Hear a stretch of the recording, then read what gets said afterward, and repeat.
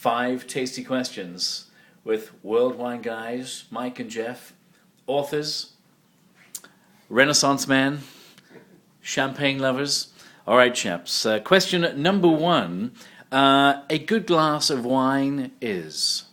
Oh gosh, well it's probably the sparkling wine I have in my glass right now. But in general, I think the best wine that you have is the wine that you're having with friends, and a wine that has, some meaning to you when you open up that bottle when you're with the people you really care about. And we're having a great time today here with you, Liam. So I think this is the best glass of wine that I could ever have. So cheers.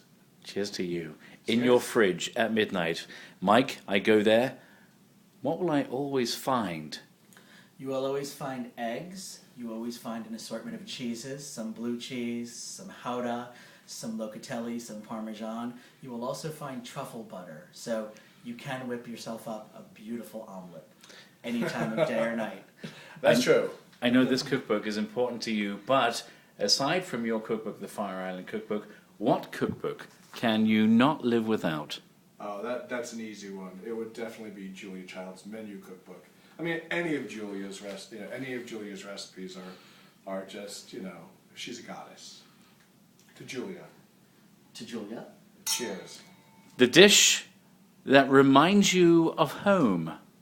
For me, that would definitely be rigatoni with red sauce, which some people call gravy. Right. That was our Sunday dinner, rigatoni with my mother's homemade meatballs, sausage, and spare ribs.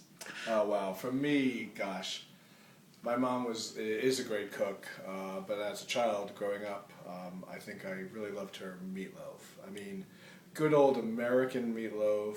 I think she used to put ketchup on the top of it as a fancy sauce, and put it back in the oven. But we were never allowed to have ketchup with it at the table, so, Mom had her rules.